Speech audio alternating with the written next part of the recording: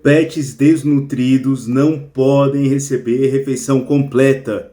Contraditório, né? Paradoxal, eu sei que é, mas nesse vídeo a gente vai falar sobre síndrome de realimentação em pets, em cães e em gatos, tá bom? É um tema que é muito complexo, é paradoxal. Se você é de ONG, principalmente, resgata animal da rua, você pega muito pet desnutrido, se você der muito alimento para ele de cara, provavelmente ele pode até morrer.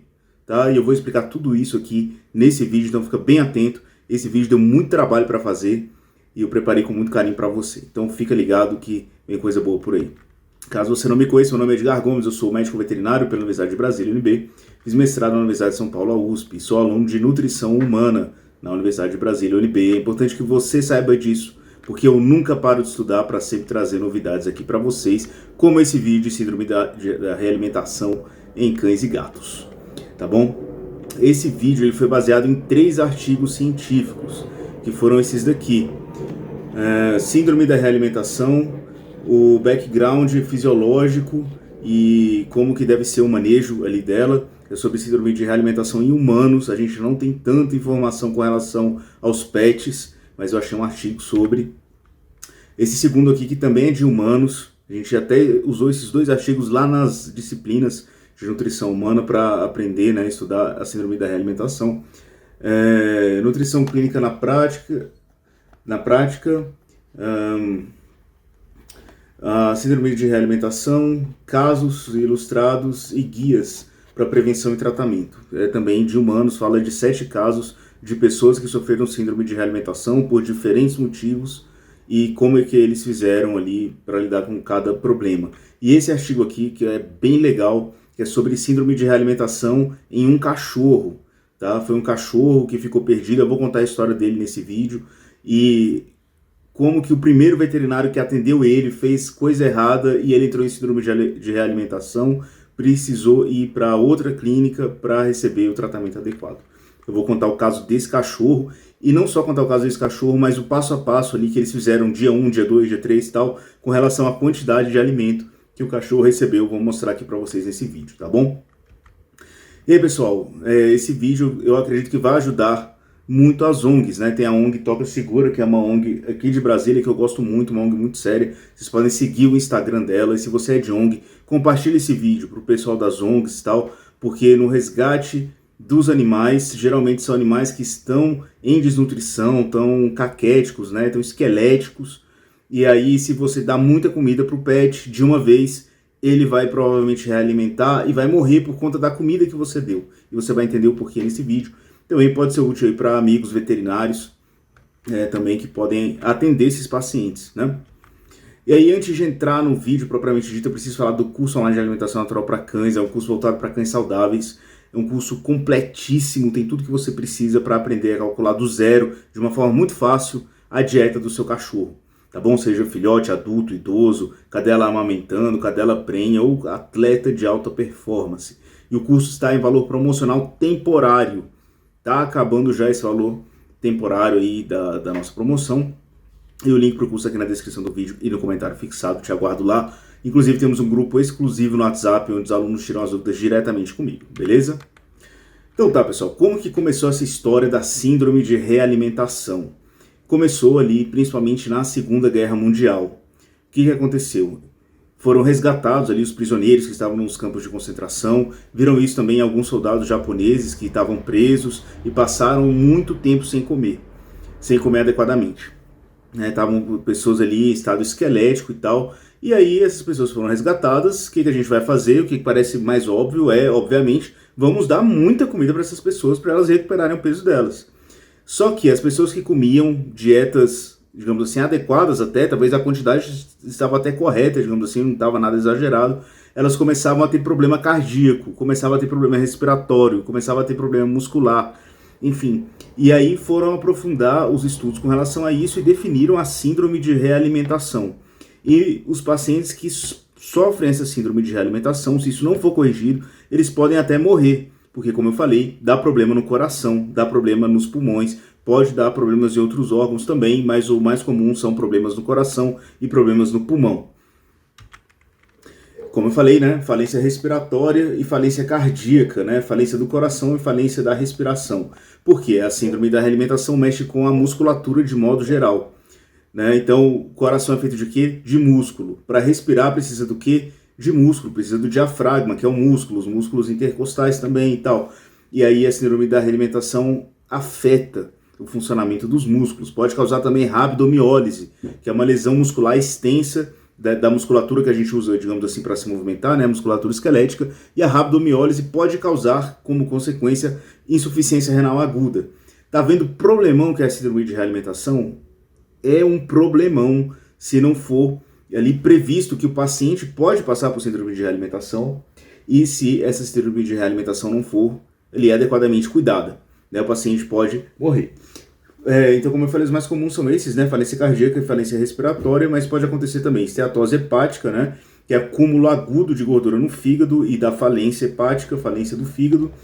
Deficiência aguda de vitamina B1, e eu vou falar muito de vitamina B1 aqui nesse vídeo. É uma vitamina importantíssima até para a prevenção da síndrome de realimentação e também síndromes neurológicas, principalmente por falta de vitamina B1, porque a deficiência de vitamina B1 pode causar problemas neurológicos, cerebrais. Pode acontecer também, os autores falam isso, uma infecção generalizada, mas que não tem relação direta com a síndrome de realimentação. Entretanto, essa infecção generalizada, septicemia, deve ser tratada porque o paciente pode morrer por conta dela, tá bom? Então, a síndrome de realimentação ela também pode acontecer nas mais diversas modalidades de alimentação, não é apenas em alimentação por via oral. Às vezes você tem ali o paciente, o cachorro, o gato, você vai dar ali comida no pratinho para ele comer. Mas se ele receber uma sonda, por exemplo, para receber alimentação enteral, né, alimentação pela sonda, que por exemplo tem a nasoesofágica, a gastroesofágica, que é aqui pelo pescoço e tal, ele pode realimentar também na alimentação enteral. E ele pode realimentar também na via parenteral, tá bom? Ele pode... O que é a alimentação parenteral? É quando o cachorro, o gato vai receber os nutrientes já digeridos direto na veia, né? Não é nem na sonda, né? É uma via parenteral, fora do enteral. O enteral tem a ver com enterócito, que são as células do intestino. Então, o pet pode realimentar pelas 3 vias, se não for cuidado. Pela via oral, pela via enteral, que é quando tem uma sonda, ou pela via parenteral, quando tem um acesso direto na veia, dando os nutrientes quebrados já para ele. Então toma cuidado, independentemente da via de alimentação, pode acontecer síndrome de realimentação no cachorro e no gato. E aí, pode acontecer, esse aqui é um dado com relação a pessoas, como eu falei, tem poucos dados com relação a pets, mas serve ali para a gente ter um parâmetro, né? Em pacientes que comeram muito pouco ou nada em apenas 7 a 10 dias. A pessoa passou ali 7 dias, alguns guidelines mostram 5 dias, já pode ser crítico, comendo muito pouco ou nada. Se for voltar com a dieta normal, pode sofrer realimentação. Então, se você pegou um paciente ou resgatou um cachorro, um gato que passou por inanição, né, por fome, durante ali até 5 dias já fica atento com a reintrodução do alimento, porque ele pode realimentar. E você já vai curtir esse vídeo, você vai se inscrever nesse canal, porque, sério, galera, esse vídeo deu muito trabalho para fazer. Eu passei horas estudando tal, e montando os slides, montando as figuras que eu vou mostrar para vocês, para explicar direitinho. Então não custa nada você deixar a curtida e se inscrever aqui no canal e compartilhar esse vídeo aí também, porque isso me ajuda bastante. Para entender mais sobre a síndrome de realimentação, a gente tem que entender que o corpo ele tem meio que 2 espaços, digamos assim, 2 compartimentos.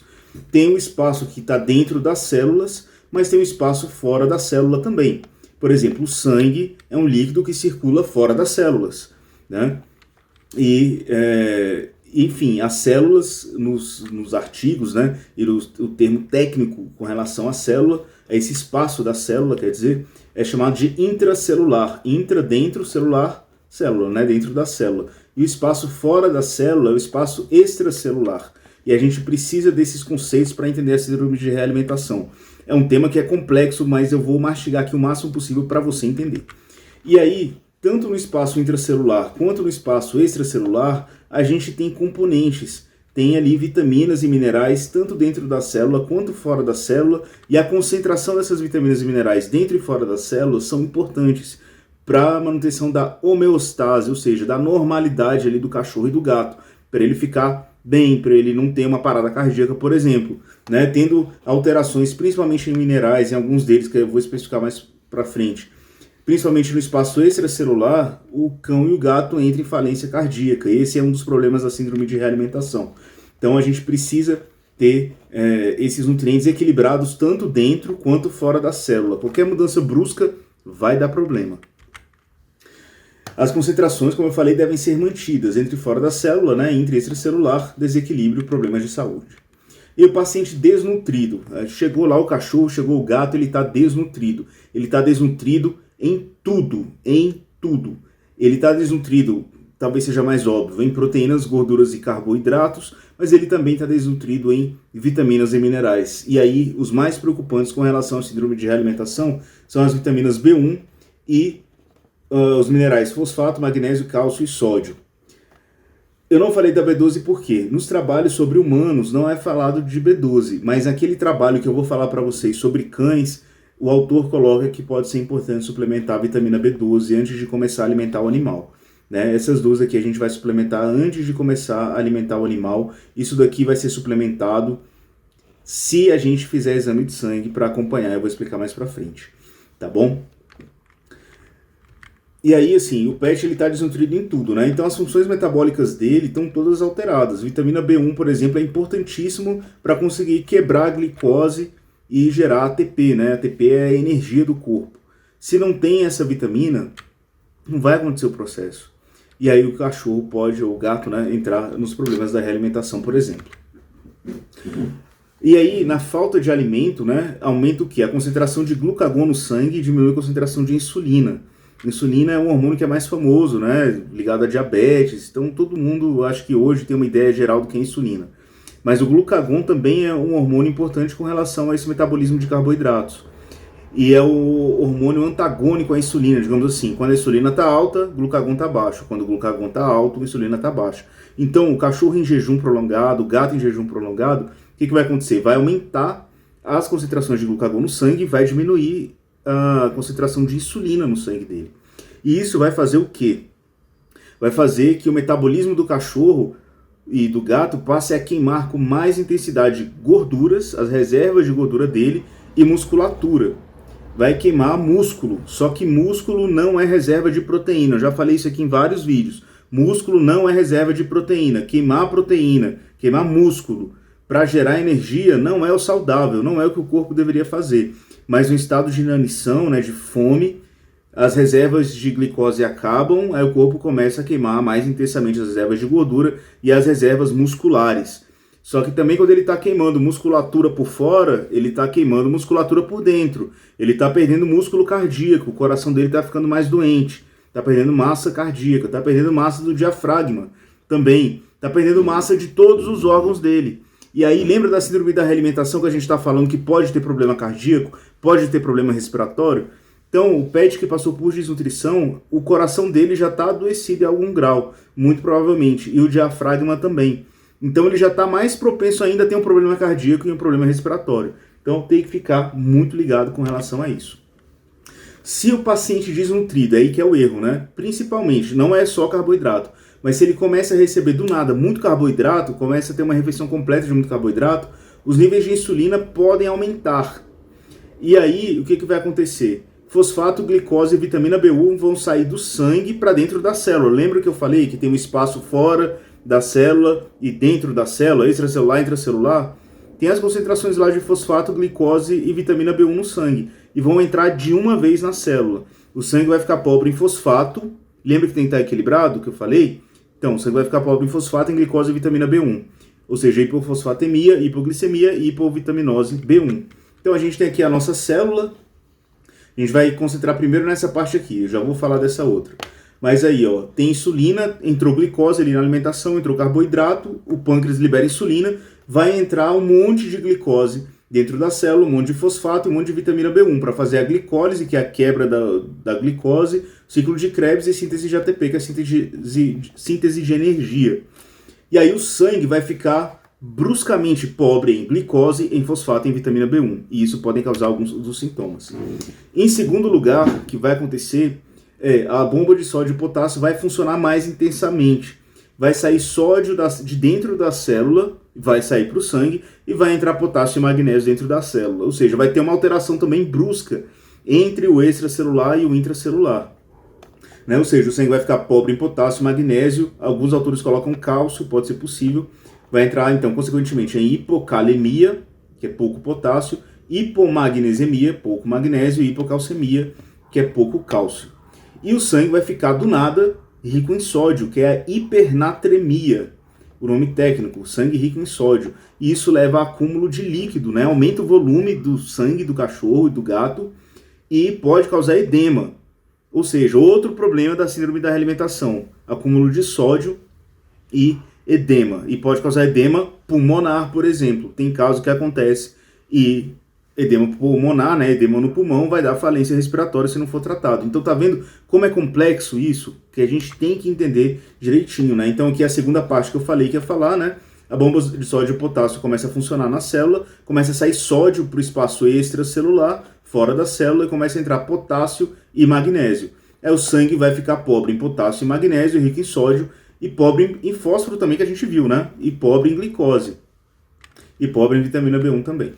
Então, resumo, o sangue fica rico em fluido, né? Ele aumenta de volume, tem mais sangue do que deveria ter, entre aspas, e mais sódio, e o sangue fica pobre em fosfato, glicose, vitamina B1, magnésio, potássio e provavelmente cálcio. E isso pode levar a problemas cardíacos, problemas respiratórios, rabdomiólise, que pode levar a um problema renal agudo, edema pulmonar, problemas neurológicos, né, cerebrais. Então, temos que tomar cuidado aí com o nosso PET. Ainda, as células intestinais, por conta do período que o PET passou em jejum, elas podem ter sofrido atrofia em algum grau, podem ter ficado menos funcionantes. Então, se o PET recebe uma dieta inteira, digamos assim, do tanto que ele teoricamente deveria receber se fosse saudável, as células intestinais dele não estão aptas a absorver corretamente porque ficaram muito tempo sem usar. Então vai demorar um tempinho, alguns dias, para elas se multiplicarem de novo e conseguirem absorver os nutrientes. E o pâncreas não vai produzir a insulina, por exemplo, as enzimas pancreáticas, a digestão e tal, e o PET pode entrar em diarreia na realimentação. Ou seja, olha, uma outra coisa grave pode acontecer, entrar em diarreia. Aí ele vai perder na diarreia o quê? Nutrientes, ele vai perder mais mineral, vai perder mais vitamina e tal. Então, um outro motivo importante para começar devagar a realimentação do PET. O ideal é que tenha acompanhamento veterinário para fazer isso, porque começou a ter diarreia, o ideal talvez seja diminuir a alimentação, mas é o veterinário que vai dizer o que fazer. Entretanto, né, dependendo do paciente, o pâncreas pode não estar tão ativo, assim, com relação à glicemia, né, que eu falei lá que o que acontece aqui, ó. O pâncreas produz insulina, a glicose aumentou no sangue, né? Aumentou por quê? Porque o cachorro comeu, o gato comeu uma fonte de carboidrato, por exemplo, absurda. Aumentou a glicose no sangue. A insulina vai jogar essa glicose de uma vez dentro da célula, o PET fica com hipoglicemia. Mas se as células pancreáticas dele não estiverem funcionando bem e ele não produzir insulina o suficiente, ele pode ficar com hiperglicemia, que é um problema do outro lado. Tá vendo como é complicado? Então, tem que ficar monitorando o PET ali com relação aos minerais, com relação à glicemia dele, para ver, porque se ele tiver hipoglicemia, isso deve ser corrigido. Se ele tiver hiperglicemia, também deve ser corrigido. Tá bom? Cada paciente é um paciente. E ainda, como eu falei, não é uma consequência, ou não faz parte, né, da síndrome de realimentação, mas pode acontecer septicemia. Né? O paciente pode desenvolver infecção generalizada, porque provavelmente, se ele passou fome, ficou com o sistema imunológico dele, né, o sistema de defesa celular dele, comprometido. Então ele pode estar propenso a ter doença. Ele talvez esteja com a temperatura corporal mais baixa, né, hipotermia, temperatura corporal baixa, o contrário de febre. E isso é muito ruim. O paciente tem que ficar aquecido, né, para manter a temperatura ali adequada dele para o funcionamento correto até do sistema imunológico dele. Se a temperatura dele está muito baixa, o sistema imunológico dele não vai funcionar adequadamente. E aí, então ligado a isso, a septicemia, né, a hipotermia, temperatura baixa, e hipoglicemia. Se ele entrar em hipoglicemia, que é o que é mais comum, isso pode propiciar septicemia. E deve ser tratado urgentemente, porque senão o paciente vai morrer, ele vai a óbito, tá bom? Tem que tomar cuidado com isso. Então, quais são as recomendações? Ainda não estou entrando lá no artigo do cachorro, são recomendações lá dos artigos de humanos e tal. O que eu gostei daquele artigo que eu vou falar sobre o cachorro é que tem o dia a dia ali, do dia 1 ao dia 22, como que eles fizeram com a alimentação dele. E funcionou, e pode ser um guia pra gente, tá bom? Então, assim, ó, iniciar a alimentação lentamente, e as calorias não proteicas, as calorias que não vêm de proteína da dieta, o ideal é que seja 50% carboidrato, 50% de lipídios, né? Com relação a pessoas, coloquei aqui, ó, pessoas. Porque lá no artigo eles fizeram um pouco diferente para cães, então para pets talvez seja mais interessante. Mas aqui são as recomendações dos outros artigos, né? Porque pensa assim, o corpo do indivíduo que está em jejum prolongado, ele está apto a metabolizar o quê? Proteína e gordura. Então, eu vou dar uma dieta que seja mais rica em lipídios, né, em gorduras e em proteínas, do que em carboidratos, porque o corpo vai ter que se readaptar a usar carboidrato. Se ele receber principalmente muito carboidrato de uma vez, ele vai entrar em síndrome de realimentação. Suplementar vitamina B1 profilaticamente, né? Preventivamente, todo dia lá, suplemento vitamina B1. O artigo de cães fala sobre vitamina B12 também. E as vitaminas, essas vitaminas B1 e B12, são mais difíceis de causar intoxicação. Podem causar? Pode, mas é mais difícil. Então, se você seguir a recomendação da bula, né, vai dar tudo certo, né? Dificilmente vai dar algum problema. Pode dar problema? Pode, sempre pode dar problema. Mas, seguindo a orientação da bula, essas duas vitaminas são mais difíceis de causar intoxicação. O ideal é que seja injetável, tá bom? E aí os pacientes devem ser monitorados com exame de sangue, para ver principalmente o quê? Magnésio, fosfato, potássio, cálcio, sódio, vitamina B1. E aí, esses eletrólitos aqui, ó, de magnésio a sódio, eles devem ser corrigidos quando necessário. Lembrando que a tendência é que o sangue fique pobre em magnésio, fosfato, potássio e cálcio e rico em sódio. Então, ó, a reposição de fluidos muito provavelmente vai ser com soro livre de sódio, porque sódio o PET já está acumulando. E aí, você só vai suplementar na veia magnésio, fosfato ou injetável, potássio, cálcio, se você estiver monitorando o sangue do animal. Se você não estiver monitorando, você não tem parâmetro de quanto que você precisa suplementar. E se você der demais, ele vai entrar em hipermagnesemia, hiperfosfatemia, hipercalemia, hipercalcemia, e isso é problemático também, pode dar problema cardíaco também. Então, vitamina B1 e B12 é mais tranquilo de suplementar, mesmo se você não tiver exame de sangue. Mas esses outros, só faça se você tiver exame de sangue para você ter um parâmetro.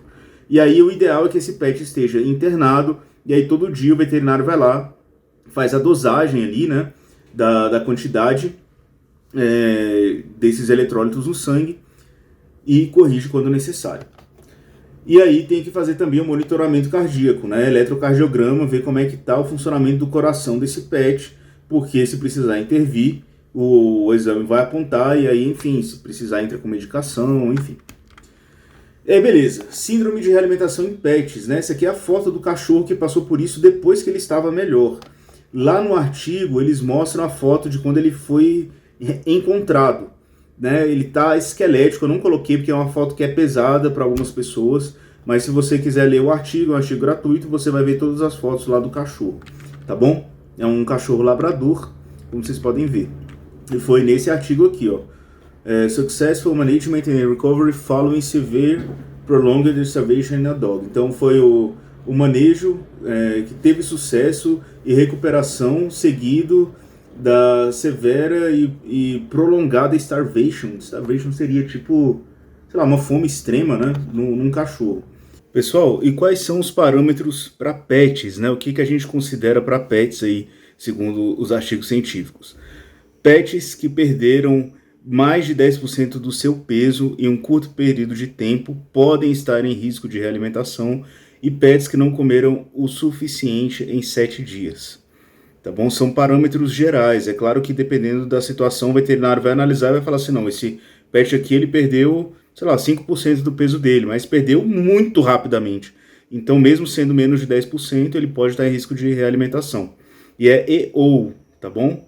Se for os dois juntos, né, o pet ficou comendo mal por 7 dias e nisso perdeu mais de 10% do peso. É uma perda gravíssima e ele pode entrar em risco de realimentação. Então eu coloquei aqui 2 exemplos para vocês. Um gato de 3 quilos que em curto espaço de tempo passou a pesar 2,5 kg.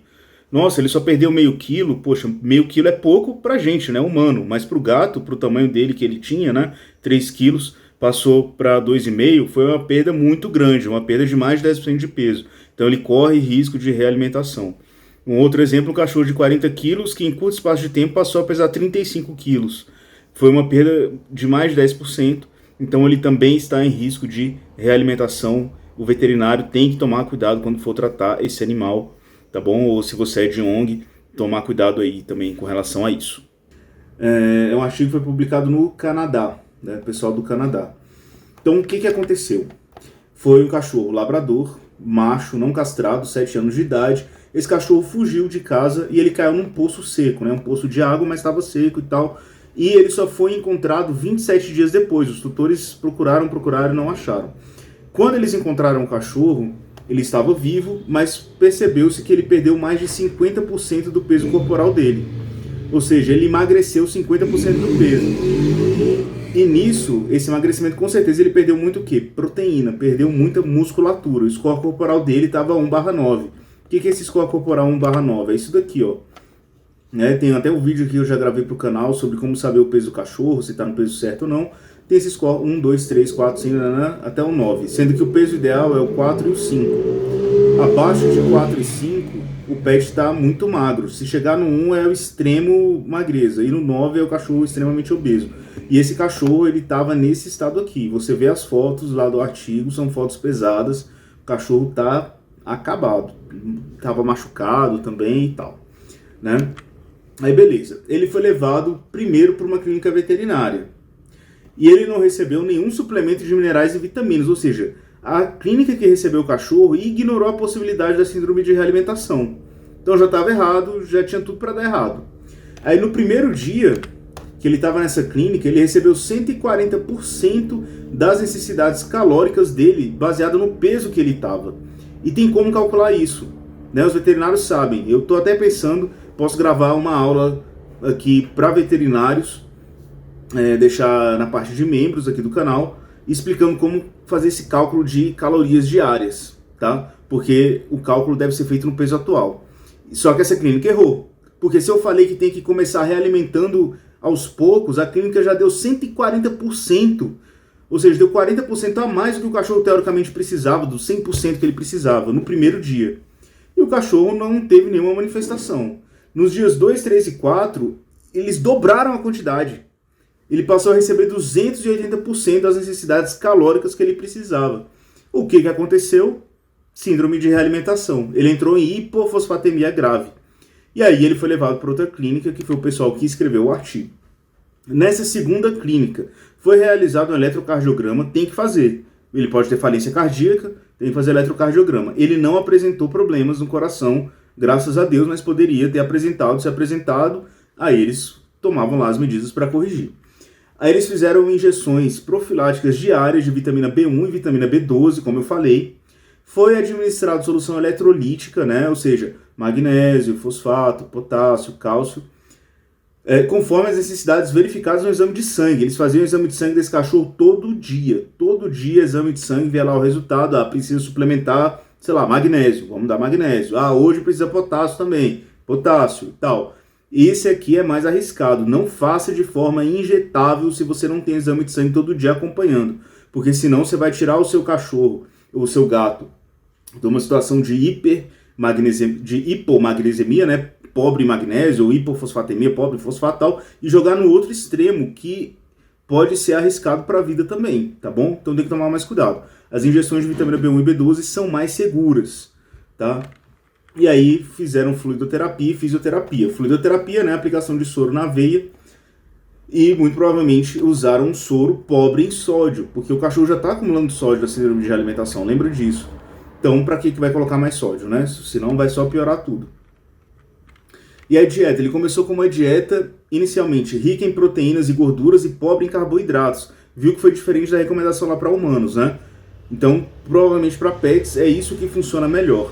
Uma dieta mais rica em proteínas e gorduras no começo e pobre em carboidratos, e foi mudando aos poucos para uma dieta mais rica em carboidratos. Foi usado, não foi alimentação natural, foi usado dietas comerciais de recuperação e tal, e beleza, precisava ali, era um momentâneo, usa momentaneamente essas dietas comerciais, tá bom? E aí eles faziam no pet várias refeições por dia.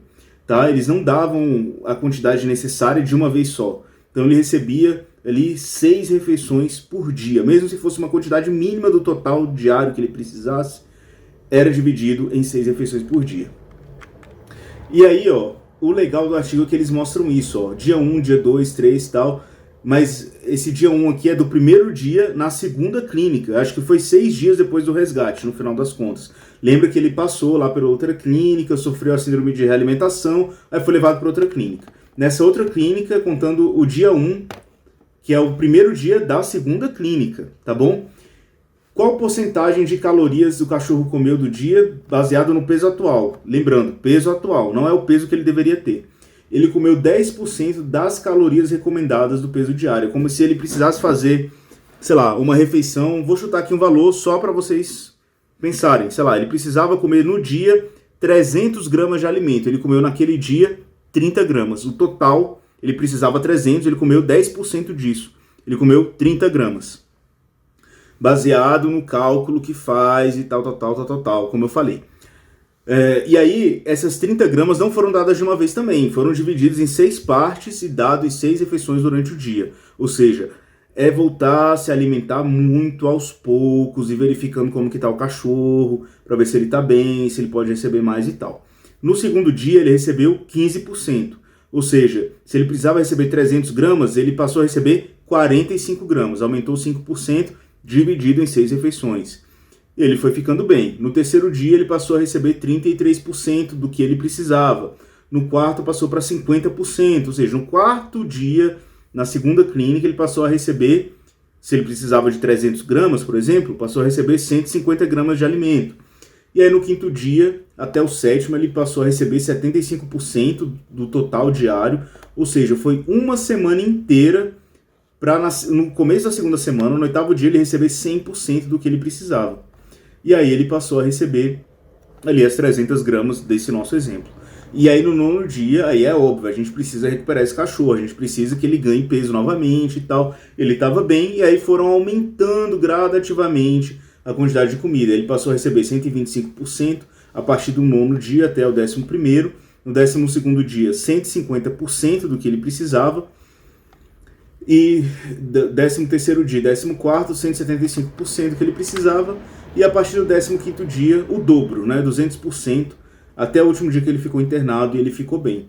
Lembrando que eles foram verificando, pessoal, dando 10% aqui, ele está estável, ele está bem, a gente corrigiu, magnésio, fosfato, potássio e tal, vamos aumentar um pouquinho e ver como é que ele fica. Ele ficou bem, não teve diarreia, né, a gente está reequilibrando aqui o que precisa, aumenta um pouquinho. Ficou bem? Aumenta um pouquinho. Ficou bem? Aumenta um pouquinho. É aos poucos, pessoal. A gente quer que o animal se recupere, é óbvio que a gente quer, mas ele não vai se recuperar do dia para a noite. Não tem a alimentação milagrosa que vai fazer isso, né? Ele está muito abatido, era um cachorro que estava terrivelmente abatido e precisava se recuperar aos poucos. Para vocês terem ideia, quando ele saiu aqui no dia 22 da clínica, ele ainda estava no estágio 1/9. Ele ainda estava aqui, ó, de tão crítico, mas ele já conseguia andar sozinho, que ele não conseguia antes, né? Lembrando que ele fez fisioterapia é importante também para recuperar a massa muscular. Ele já estava mais estável e tinha condições de ir para casa e o tutor continuou a alimentação dele e tal, até que depois de um tempo ele chegou nesse score aqui, né? E aí lá no artigo, se você quiser ver as fotos, tem fotos dos machucados dele, ele estava com machucado nas mãos e nos pés. Eles contam mais sobre isso, que foi importante também, fundamental fazer o tratamento desses machucados por conta do que? Septicemia, que pode acontecer, né, junto ali com a síndrome de realimentação, uma infecção generalizada. Então, síndrome de realimentação é realimentar aos poucos, verificar os parâmetros sanguíneos, fazer exame do coração para ver como que está, né, verificar ali se o cachorro está entrando em falência respiratória. É importantíssimo ter o acompanhamento veterinário nesses casos. Se você não tiver, isso daqui serve como parâmetro, né? Essa estratégia vai funcionar para todos os pets? Não necessariamente, pessoal. Não necessariamente. Cada pet é um pet, cada paciente é um paciente, tem que acompanhar ali todo dia. Esse cachorro não chegou a desenvolver problema cardíaco, mas pode ter um pet que desenvolva problema cardíaco, e aí ele vai ter um tratamento diferente.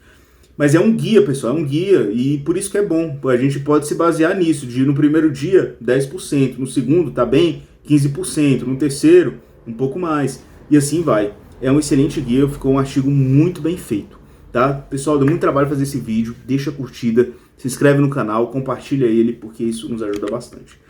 Para eu fazer a dieta do seu cachorro, mande e-mail para vet.edgard@gmail.com, por lá eu explico como funciona o meu atendimento e a gente passa orçamento. Curte, comenta e compartilha esse vídeo, se inscreve no canal se você está chegando agora. Um grande abraço para você, fique com Deus. Tchau, tchau.